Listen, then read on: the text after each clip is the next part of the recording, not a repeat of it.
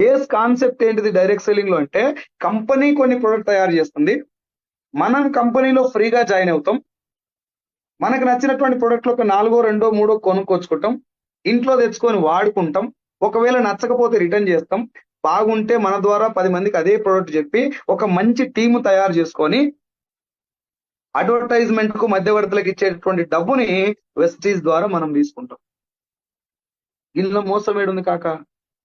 నువ్వు మోసపోయే ఛాన్స్ ఏముంది చెప్పిడా? ఫేక్ ఎట్లయితే చెప్పు ఒకసారి ఆలోచించండి. ఏమన్నా డైరెక్ట్ సెల్లింగ్ లో కానీ వెస్టీజ్ లో కానీ ఎవరినన్నా మోసం చేయడానికి అవకాశం ఉంటే నాకు చెప్పండి ఫస్ట్. నువ్వు నేను జాయిన్ అయిపోయి నీ సబ్బు నువ్వు నా సబ్బు నేను రుద్దుకోవడమే వెస్టేజ్.